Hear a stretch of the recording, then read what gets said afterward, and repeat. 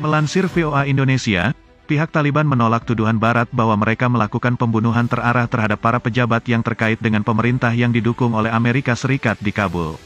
Taliban mengatakan mereka berkomitmen penuh untuk menegakkan amnesti di seluruh negara itu.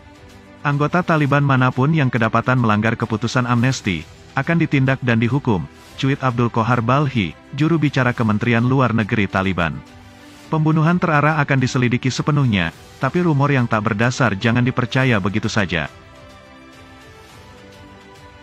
Pada awal bulan lalu, AS memimpin sejumlah negara barat dan sekutu dalam mengecam kabar bahwa Taliban telah membunuh atau menahan tanpa dasar hukum lebih dari 100 mantan pasukan keamanan Afghanistan dan pejabat intelijen sejak berkuasa pada pertengahan Agustus lalu.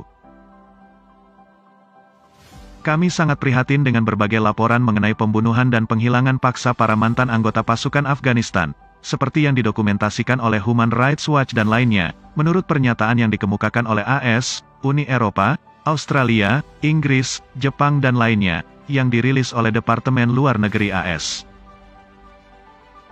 Kami tegaskan bahwa aksi-aksi itu merupakan pelanggaran HAM serius dan bertolak belakang dengan amnesti yang diumumkan Taliban, kata kelompok negara-negara itu. Sembari menyerukan penguasa baru Afghanistan itu untuk menjamin agar amnesti diberlakukan dan ditegakkan di seluruh negara itu dan di berbagai bidang. Bulan lalu, Human Rights Watch juga merilis laporan yang mengatakan pihaknya mendokumentasikan pembunuhan atau penghilangan paksa 47 mantan anggota pasukan keamanan nasional Afghanistan, personel militer lain, polisi dan agen-agen intelijen, yang telah menyerah atau ditangkap oleh pasukan Taliban, sejak pertengahan Agustus hingga Oktober. Namun semua tuduhan tersebut telah dibantahkan oleh Taliban.